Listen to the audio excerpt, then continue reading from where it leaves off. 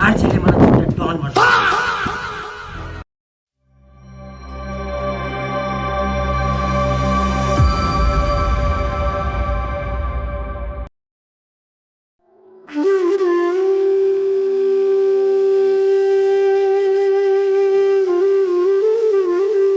आएको मान्छेले यहाँ पर्खिँदा गाह्रो भइसक्यो।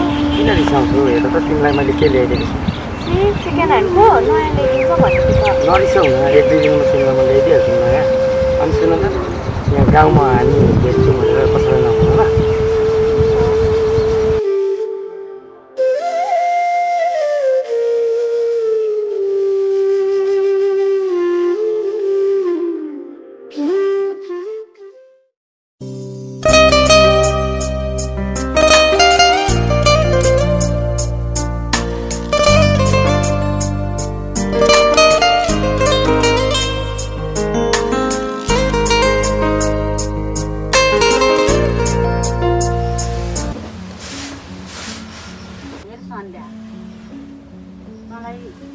धिराजले पनि उत्तिकै माया गर्छ, कमलले त झनै माया गर्छ।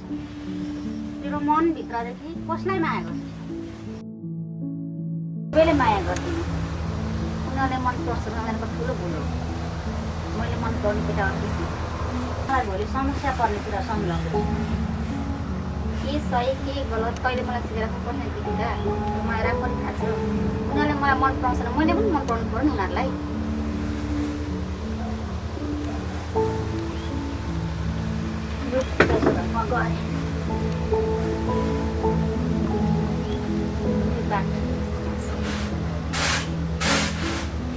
हेर सन्ध्या, तिमी के माया गर्छौ भने कि मलाई गर कि त्यो धिराजलाई।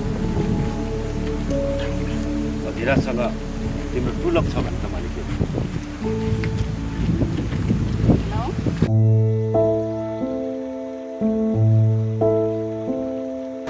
सन्ध्या, तिमी यहाँ कसको पर्खाइने? तिमीलाई मैले राम्रो जागिर ल्याइछु, मानेन?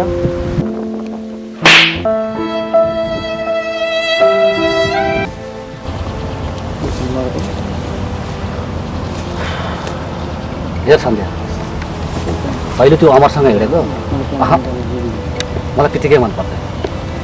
त मलाई पनि माया गर्छस्, फेरि त्यो अमरसँग पनि भेट्न जान्छस्। आखिर तिम्रो बिचमा के चाहिँ छ त्यस्तो सम्बन्ध? एक नाता पुरा मेरो साथी हो त, बेसी हाल्नुपर्छ? सुख मायामा अलिअलि शङ्का त भइहाल्छ सन्ध्या।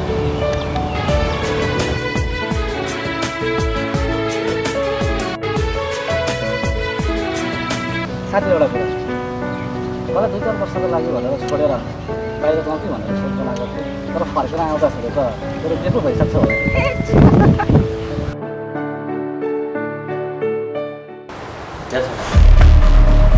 तर म मिलेर काम गर्दैछु, गाउँलाई मात्र होइन यो अमरेर सन्ध्यालाई पनि थाहा। प्रथम कदापि उनीहरूले यो कुरा थाहा पायो भने मलाई थाहा नै छ मेरो विदेशमा कति घाटा हुन्छ। भाइ, सन्ध्याले मलाई खाने भन्नु पर्छ, अहिलेसम्म बुझेको छैन। त्यो सन्ध्या अहिले मेरो पछि आएको छ, मलाई थाहा छैन होला।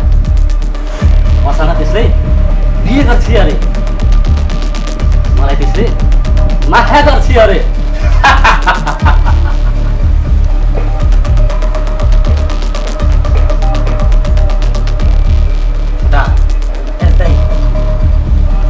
अर्को केटी भोलि आउँदैछ होइन?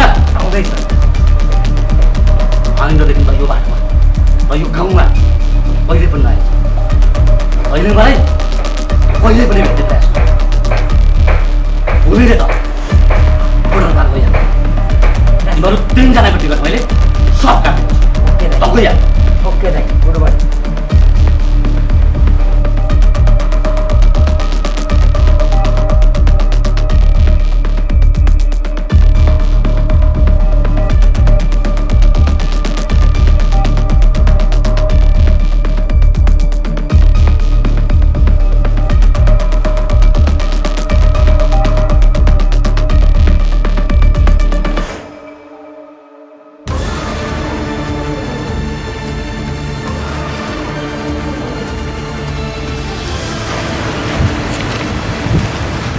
तिमीलाई राम्रो काम मिलाइदिएको छु अब तिमीले छोटा दाइलाई बिर्सिन्छौ होला है राम्रो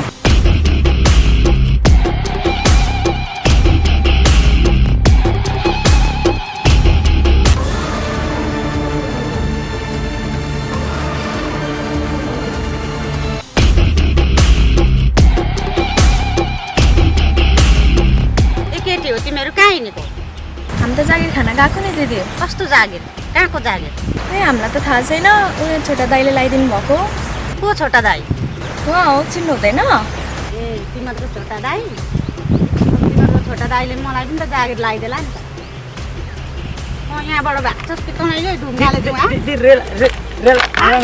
रेला Run.